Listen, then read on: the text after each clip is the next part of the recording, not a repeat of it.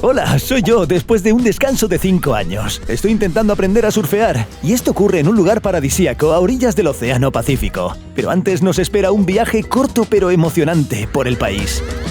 Veremos y exploraremos 3 ciudades completamente diferentes. Veremos un par de atardeceres de primera, probaremos todo tipo de gastronomía, hablaremos con gente interesante y en general, veremos un México auténtico y diverso. En resumen, un clásico del género de los blogs de viajes.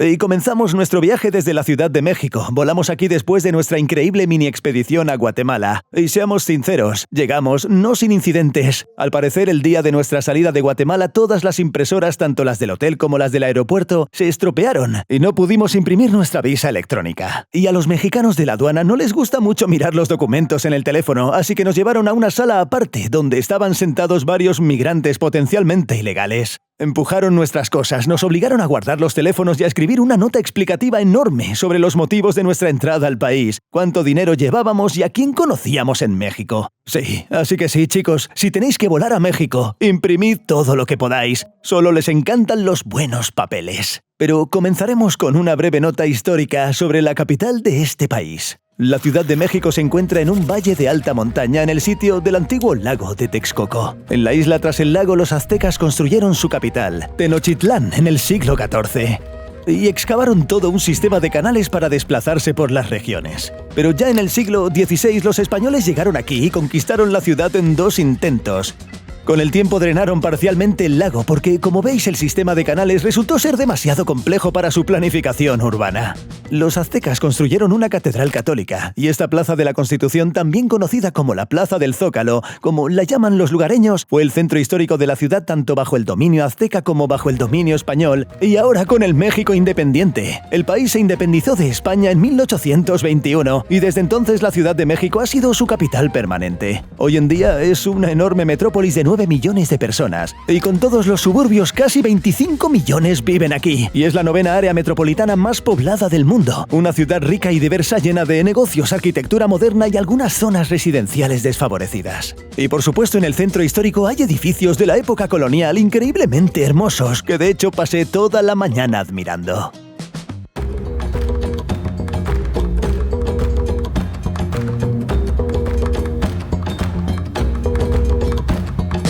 Hay muchas opiniones en Internet que afirman que la Ciudad de México no es la ciudad más segura para los turistas, pero este es un juicio muy subjetivo y relativo. Por ejemplo, si lo comparas con algún pueblito de Suiza, entonces, pues sí, efectivamente, hay zonas a las que es mejor no entrar para un turista con, digamos, cámaras caras.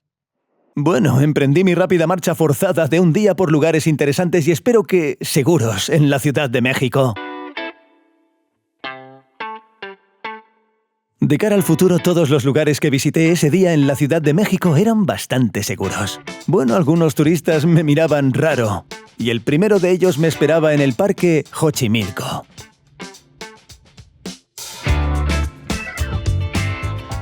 Xochimilco no es solo un tranquilo parque verde donde los residentes locales acuden a relajarse. Se trata, en primer lugar, del antiguo lago del mismo nombre y parte de los canales que aún quedan, los mismos que excavaron los aztecas y que finalmente fueron drenados por los españoles. Está bajo la protección de la UNESCO y los turistas son transportados por ellos en coloridas embarcaciones llamadas trajineras. Y todo este evento es recomendado por muchas guías turísticas de la Ciudad de México.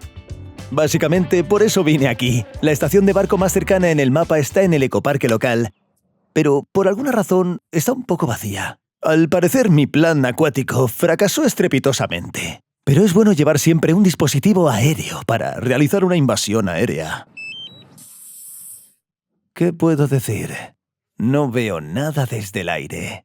Si dejamos de lado el contexto histórico azteca, desde arriba parece un campo común y corriente con ríos, huertos y pequeñas islas verdes. Hay una historia bastante escalofriante relacionada con una de ellas. Ahora os pondré música un poco más apropiada y os lo contaré todo. A mediados del siglo XX, un hombre solitario vivía en una de las islas, y el cuerpo de una niña apareció en su isla. Este hecho lo desquició un poco y empezó a cubrir la isla con muñecos para ahuyentar a su espíritu. No sé si ahuyentar espíritus, pero el lugar empezó a parecer muy espeluznante y por lo tanto atraía turistas, y empezaron a traer y colgar sus juguetes, haciendo que la isla pareciera aún más espeluznante. Pero lo más espeluznante de la historia es que en 2001 ese mismo solitario habitante fue encontrado ahogado cerca de esta misma isla. Muchos lugareños creían en algún tipo de maldición, pero no dejaron de atraer multitudes de turistas. Así que este es el lugar más popular de Xochimilco. Pero no pude volar a esta isla en dron, y los canales no me impresionaron desde el aire, por decirlo suavemente. Y la comparación puede ser completamente tonta, pero prefiero los canales de la ciudad Vilkovo, que está en la región de Odesa. Se ven mucho más pintorescos, aunque por supuesto no fueron excavados por los aztecas. Aunque Xochimilco puede parecer más interesante desde el agua, probablemente no recomendaría ir aquí a nadie que venga a la Ciudad de México. Bueno, aquí seguí adelante. El segundo fastidio me esperaba cerca del centro, en la región de Coyoacán. Este no es un barrio de muchos pisos y bien cuidado donde viva la clase media local. En general es bastante aburrido y los turistas se sienten atraídos por un edificio que destaca claramente del resto por su color. Esta casa azul tan agresiva detrás de mí es probablemente uno de los edificios más famosos de toda la Ciudad de México. Esta es la casa museo de la famosa artista mexicana Frida Kahlo. Y a juzgar por la fila en la entrada, y porque todas las entradas para hoy se agotaron ayer en línea, hay mucha gente aquí que quiere entrar a ver su casa. Me recomendaron comprar una entrada para mañana, ahora mismo. Si queda alguna, claro, pero mañana estaré en otro sitio. En general, fue un poco decepcionante. Esta situación definitivamente no ocurría con el museo al que voy ahora, ya que es el museo más grande de México y uno de los más grandes de toda América. El Museo de Antropología de México ocupa hasta 8 hectáreas y es el octavo en superficie del mundo, solo superado por el Louvre y el Hermitage. Y entre los museos antropológicos no tiene igual en el planeta. El museo es simplemente gigantesco, como si hubieran sacado todos los artículos sobre México de Wikipedia y los hubieran impreso en una impresora 3D. Alberga la colección más grande del mundo de artefactos sobre los pueblos indígenas de América. Hay más de 600.000 exhibiciones en 23 salas, desde pueblos antiguos y restos de animales hasta dibujos y piezas completas de ciudades antiguas. Bueno, y parece, como dicen, que nada presagiaba nada, pero en cuanto me dirigí a una de las exhibiciones más famosas, la Piedra del Sol Azteca, que presenté erróneamente como el calendario maya en mi vídeo sobre el estado de Yucatán, el personal de seguridad rápidamente les pidió a todos que se fueran, porque el establecimiento cerraba 2 horas antes debido a la pandemia. Al final del día apetece respirar hondo, subir a un sitio más alto y contemplar la ciudad. Y para ello, por cierto, la Torre Latinoamericana es el lugar perfecto. Este fue el primer rascacielos de México, y cuando se construyó en los años 50 era el segundo en tamaño, solo superado por los rascacielos de Estados Unidos. Ni siquiera Singapur y Dubái habían entrado en el juego. La singularidad de este edificio reside en que es el primer rascacielos de la historia construido en una zona sísmica activa, y a lo largo de su historia ha sobrevivido a 2 terremotos graves cuando los edificios a su alrededor se derrumbaron. Pero este resistió. Para los estándares modernos, la Torre Latinoamericana no es tan alta, en total 180 metros o 45 pisos, pero destaca en la ciudad por ser el único rascacielos en el centro histórico de la Ciudad de México. Vale, pero este edificio no me interesa principalmente como objeto arquitectónico o como patrimonio histórico, sino por supuesto como un lugar de primera clase para capturar timelapses de puestas de sol.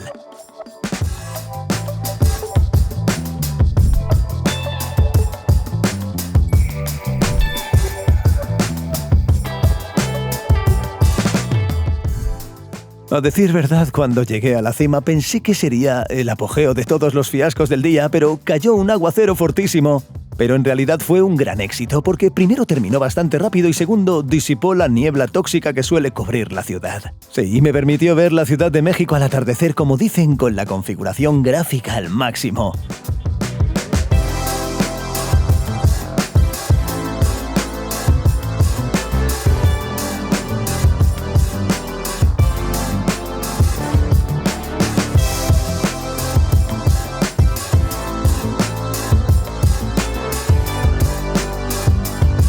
A pesar de, por decirlo suave, no ser la mejor experiencia, la Ciudad de México me impresionó por su escala y diversidad. Pero todos estos contratiempos no me inquietaron demasiado, porque ese día fue básicamente una larga escala antes del viaje de mañana por la mañana. al otro lado de México.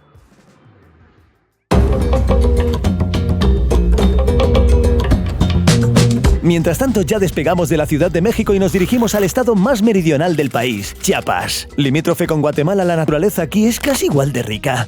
Numerosas selvas verdes, ríos profundos y hermosas cascadas. Este milagro, por ejemplo, es un sistema de cascadas llamado el Chiflón. Su sección más alta alcanza los 120 metros, y es uno de los ejemplos más claros de por qué Chiapas, según los propios mexicanos, al menos eso describen en internet, es el estado más hermoso de todo el país. La zona es bastante verde y montañosa, pero al mismo tiempo, al estar ubicada al sur de la península de Yucatán, el estado no tiene acceso al mar Caribe y por consiguiente no recibe tantos turistas estadounidenses. Rápidamente desde el aeropuerto nos dirigimos a visitarlo, probablemente su principal patrimonio natural, el Cañón del Sumidero.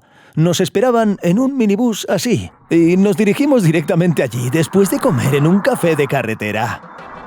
Un café de carretera en mal estado parece muy acogedor. Pequeña cocina, menú del día escrito a mano a precio fijo y por supuesto autoservicio. Sí, te llevas tu plato de fragante comida mexicana y nachos a la mesa, tú solito. Pues hasta ahora, esta comida mexicana en un café de carretera en Chiapas es lo más delicioso que he probado en México. Aquí la carne es bastante picante, pero no demasiado, con frijoles, arroz y plátanos fritos. Es un placer cuando el estado te recibe con comida deliciosa. Por cierto, también hay compota fría, como la de la abuela. Sin duda, algunas cosas cruzan las fronteras culturales. Visitamos Chiapas solo 2 días y definitivamente no tenía sentido alquilar un coche para esta ocasión. Así que reservamos una excursión de un día con conductor y excursiones por el cañón. Pero con esto vino otra entrada de blog que te contaré más adelante. Y llegamos a la estación de botes en el río Grijalva.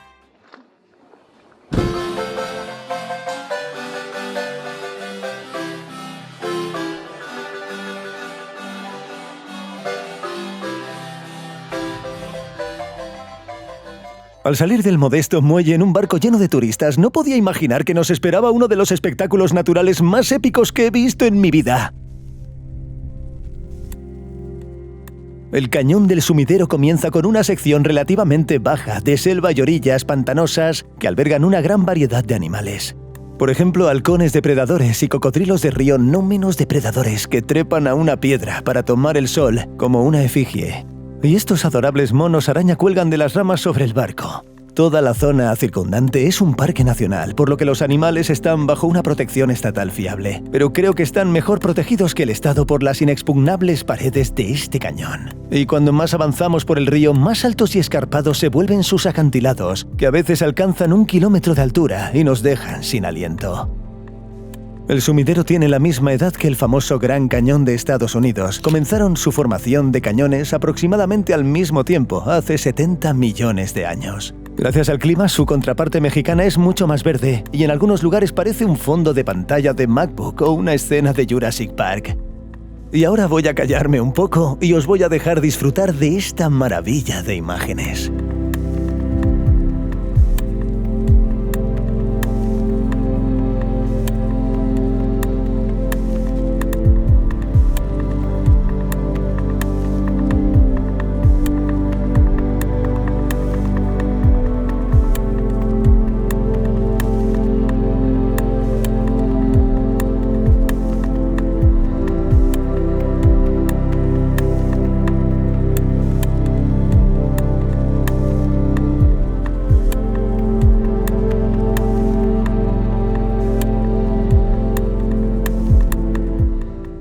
Volvamos a la charla. Es curioso que hasta los años 70 del siglo pasado había mucha menos agua y muchos rápidos empinados, por lo que era imposible navegar tranquilamente en barco.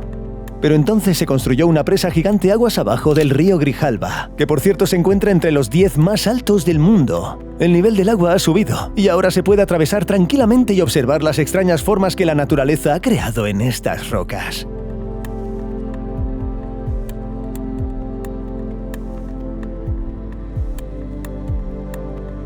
Acabamos de parar en una gruta increíblemente hermosa donde hay una estatua de la Virgen María, pero no entiendo qué es ni por qué está allí. Porque resultó que nuestro guía hablaba español. En general, este fue el único inconveniente de la excursión. Pagamos de más a propósito para conseguir una guía que hablara inglés, pero al final no entendimos ni una palabra de lo que nos contaron sobre el ecosistema, la naturaleza y las vistas del sumidero. Pero el lugar es tan hermoso que quizás fue mejor no escuchar al guía y solo mirar la báscula. Aún así le cobraré al operador turístico. Como resultado, no pude recibir ni una parte del dinero del operador turístico porque supuestamente el precio del tour no incluía un guía, sino un conductor con conocimientos de inglés. En general, así es el negocio turístico mexicano. Pero nos llevó rápida y claramente al punto final de nuestro recorrido, la ciudad de San Cristóbal de las Casas.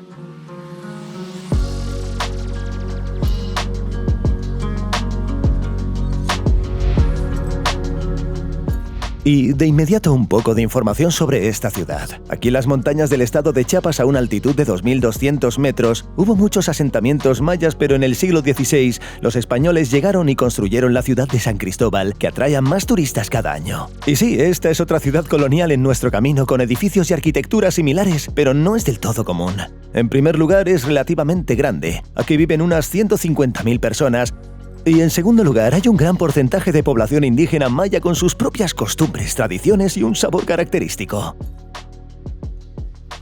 Mientras caminábamos por la ciudad y explorábamos este ambiente, paramos a comer en un pequeño restaurante y allí conocimos al dueño, quien se mudó aquí desde el centro de México.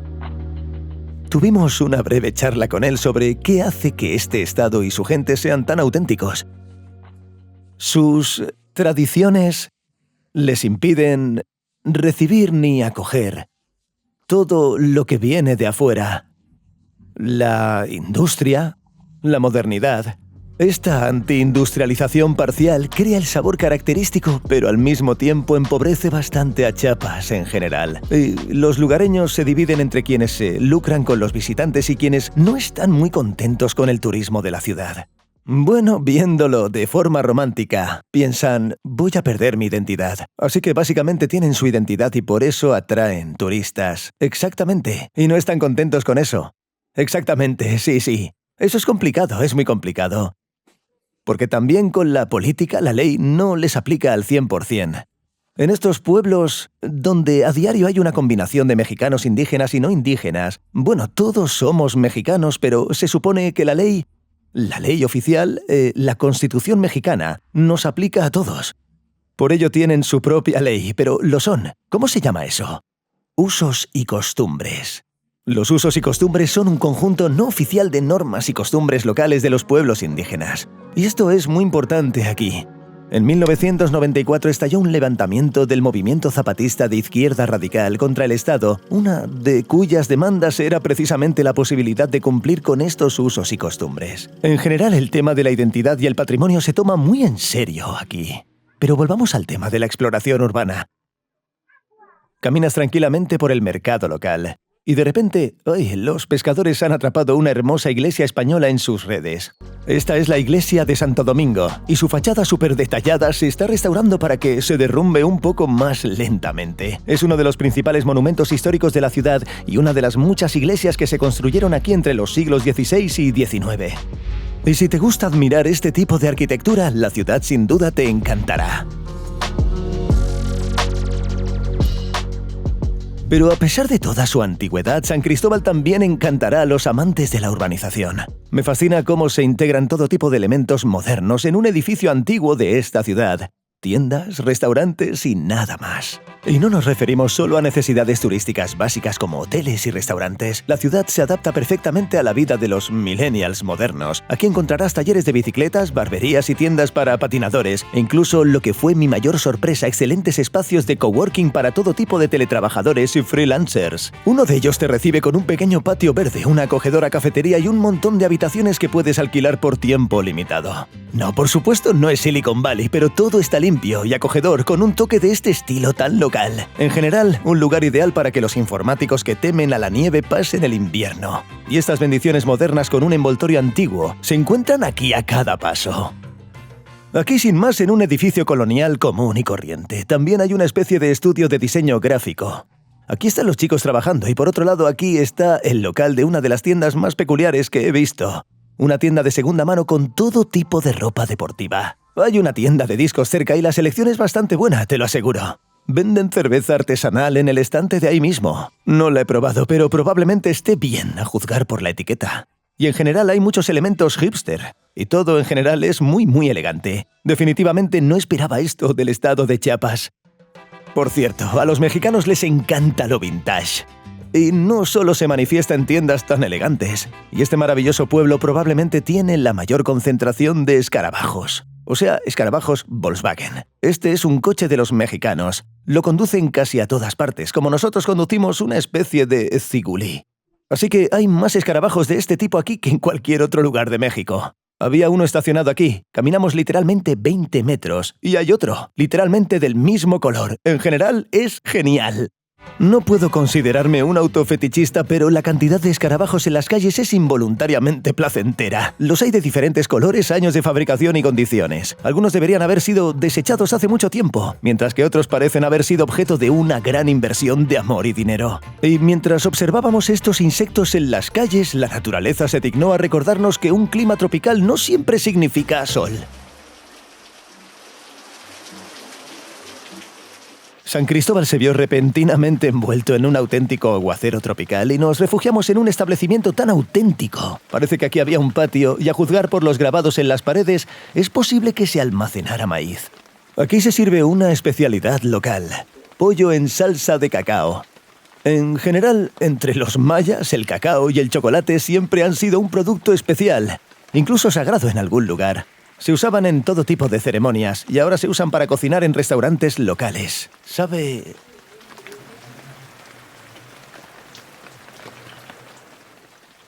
a pollo cocinado en mucho chocolate amargo. En principio es normal, no tan salvaje como esperaba.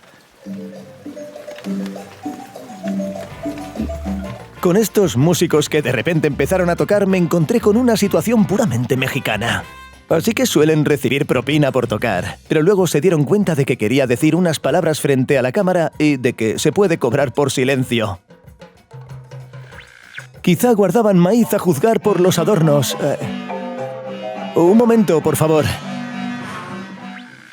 Al parecer, maldita sea, hay adornos en las paredes y pedimos comida local.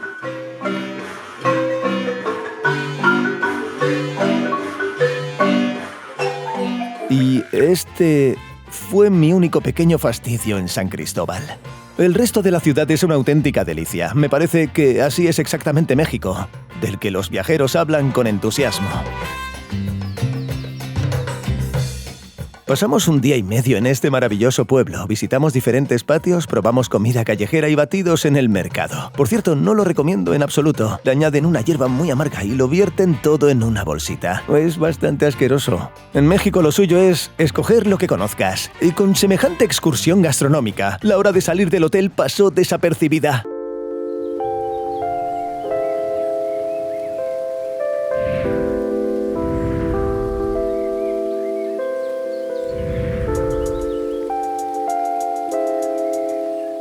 Bueno, para ser sincero, cuando conducíamos hacia aquí estaba un poco deprimido, porque antes habíamos pasado 2 días viajando en avión y en coche, y pensaba en cosas como en cada parte de nuestro viaje parábamos en alguna ciudad colonial. En Yucatán fue Valladolid, en Guatemala fue Antigua. ¿Y qué veremos aquí de nuevo? ¿Por qué venimos? Pero cuando llegué me gustó mucho, por ejemplo, este hotel donde nos alojamos. Tiene muchísimos detalles, y al mismo tiempo no hay nada antiguo que haga que la estancia sea incómoda. Y por supuesto, lo que siempre me cautiva de los hoteles son sus azoteas. El acceso a la terraza de la azotea fue una despedida perfecta. Antes de salir, pero no me arrepiento de irnos, porque nos dirigimos hacia el Océano Pacífico.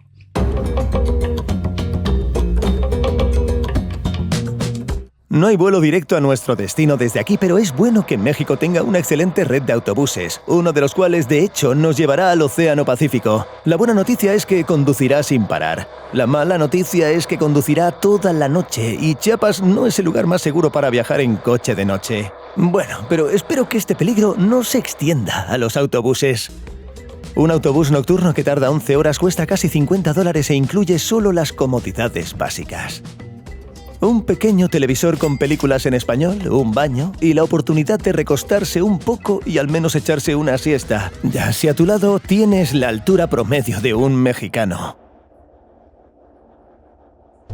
En resumen, 11 horas. Esto no es la clase ejecutiva de Turkish Airlines. En resumen, aguantamos en este autobús desde el amanecer hasta el anochecer. Y puedo decir con seguridad que nuestra parada valió cada minuto. Este es el Puerto Escondido, una pequeña ciudad en el Océano Pacífico cuyo nombre se traduce literalmente como Puerto Escondido.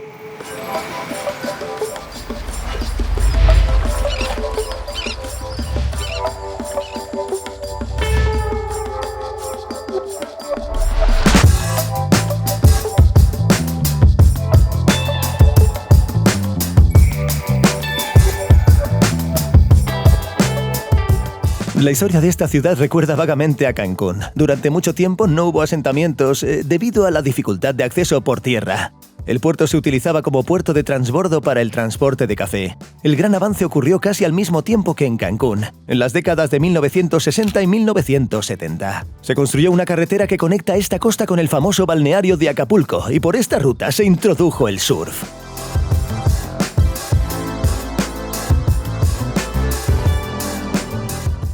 Aquí se encuentra la famosa playa Cicatela, que gracias a sus grandes olas, que a veces alcanzan los 20 metros, se encuentra constantemente entre los mejores lugares del mundo y alberga competiciones del más alto nivel. Pero debido a la gran extensión de la costa, también hay playas más sencillas, por así decirlo, para los surfistas comunes. Y lo más importante, este lugar no es tan popular como Bali o Hawái. Se puede considerar con seguridad un lugar poco convencional e incluso en algunos lugares un punto de encuentro local.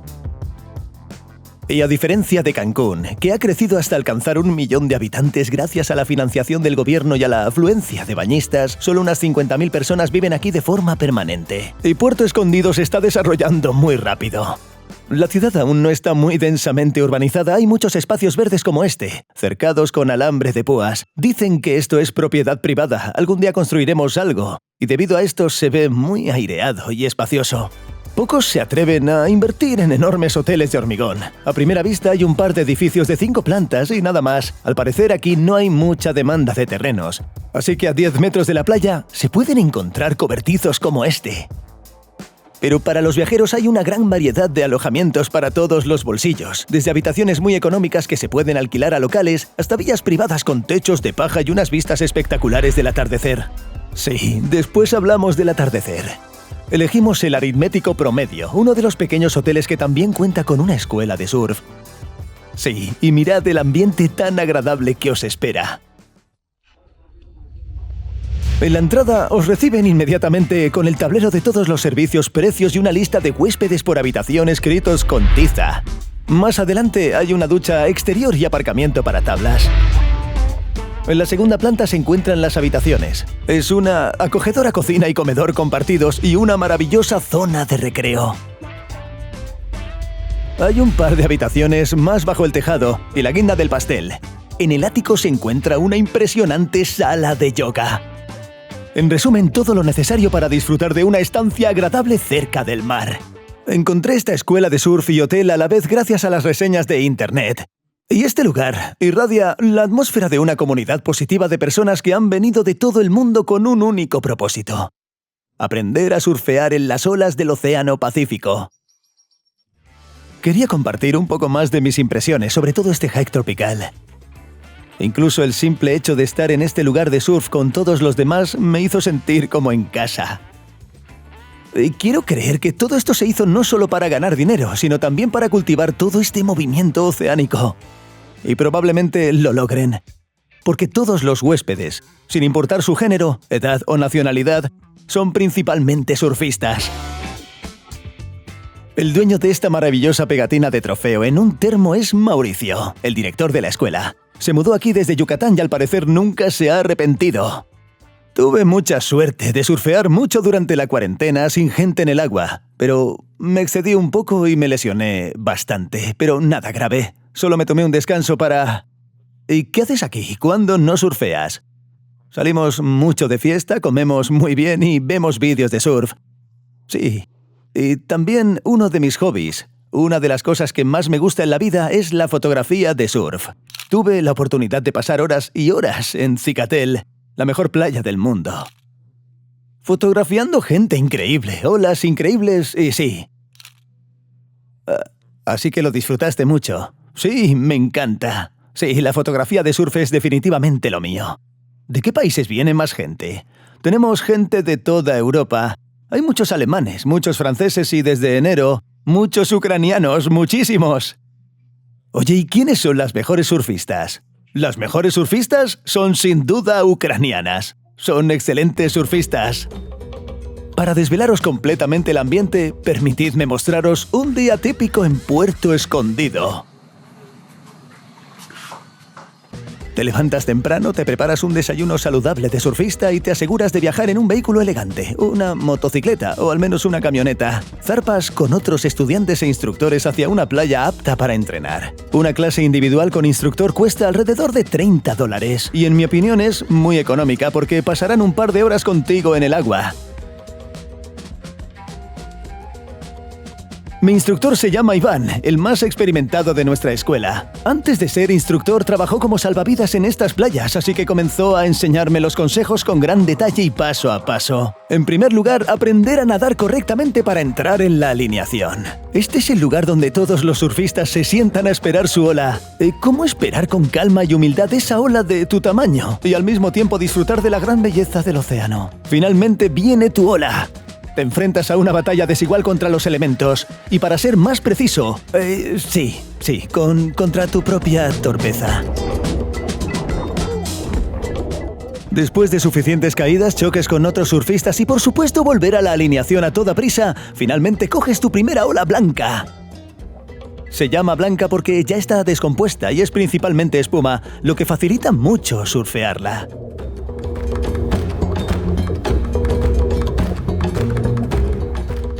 Y cuando empiezas a tener más o menos éxito en olas verdes pequeñas pero regulares, el océano, como en las leyendas piratas, sí, te quita algo a cambio.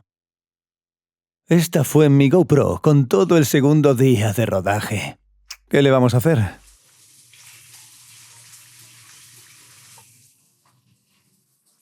Al llegar a casa te esperan un montón de tareas diarias y mucho tiempo libre, que sería mejor aprovechar en todo tipo de ejercicios para salir a la batalla contra el océano mañana, con un poco más de fuerza. Por esto, por supuesto, es mi fantasía de educación física en agua. En la práctica, los primeros días, la tabla, el agua salada y el sol abusan tanto de tu cuerpo que la única fuerza que te queda es tumbarte en una posición horizontal gelatinosa. El mejor momento del día.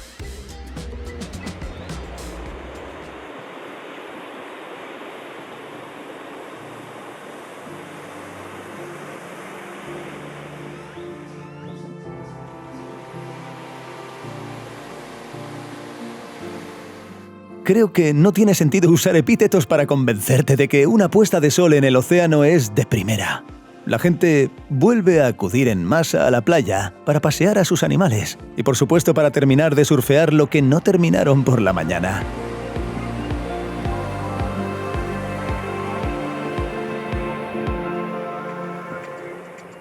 Y también salimos a rastras del hotel para absorber ese ambiente.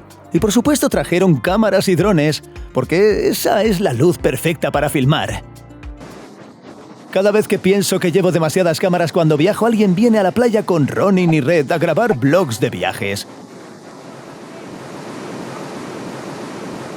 Sí, y esto me tranquiliza.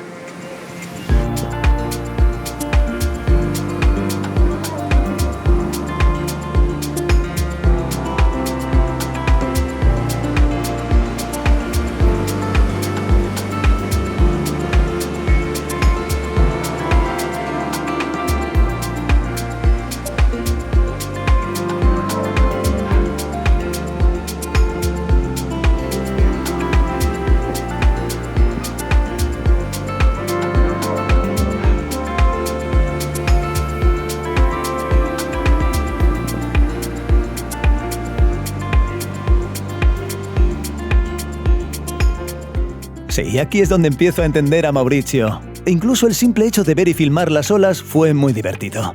¿Qué podemos decir del proceso en sí? En general me gustó mucho y me gustaría repetirlo tan a menudo como sea posible.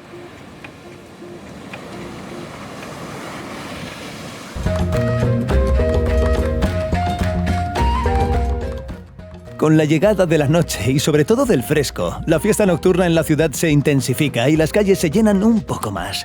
En varios de estos establecimientos incluso pueden verse largas filas para entrar. Puedes pasear tranquilamente por diferentes bares y restaurantes y, por supuesto, prueba la comida callejera, barata y deliciosa. Este burrito gigante de pescado con queso es mi favorito. Probablemente sea lo más delicioso que he probado en México.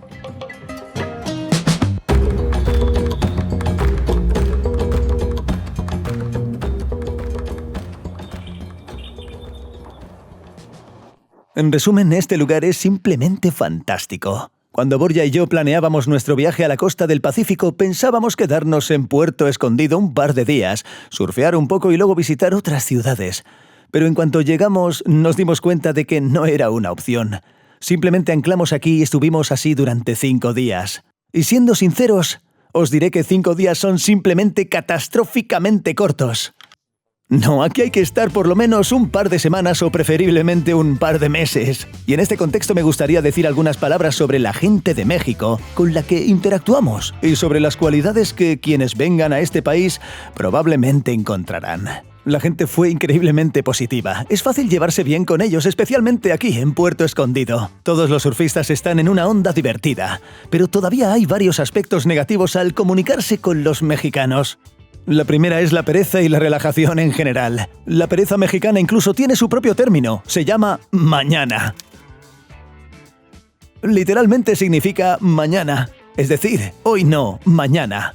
Un ejemplo claro de mañana es, por ejemplo, aquí mismo, en Puerto Escondido, cuando Mauricio metió la pata al programarnos una clase uno de los días. Y tuve que resolverlo en el acto, pero él quedó tranquilo. A veces simplemente se va con una nota positiva. No peleas, tratas el momento con normalidad, pero a veces estas cosas te enfurecen un poco.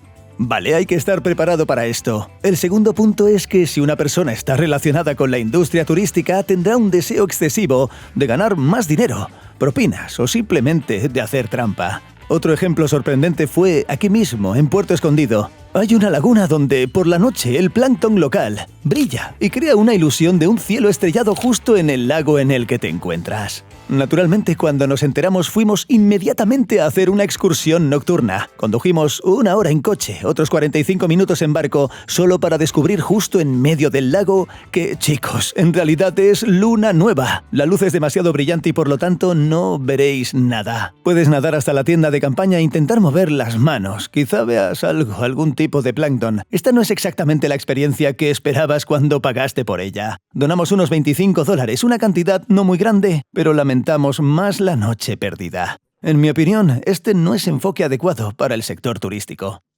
Esta aventura de casi un mes me encantó.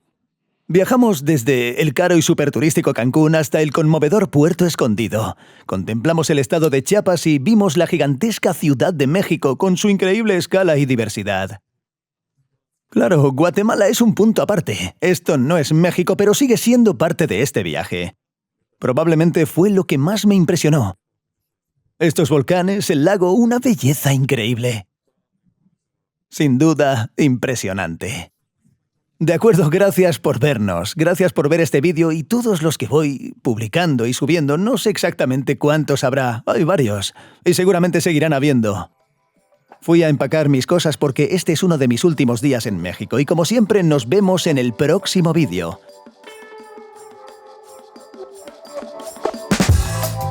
Oye, fue genial que me hayas acompañado en este viaje por México hasta el final. Como siempre, no olvidéis compartir todo el contenido de YouTube, suscribiros, dar like, corazones, todas esas cosas que nos ayudan a mejorar. Al hacer esto, por supuesto, ayudaréis a que el canal crezca. Eso es todo. Nos vemos.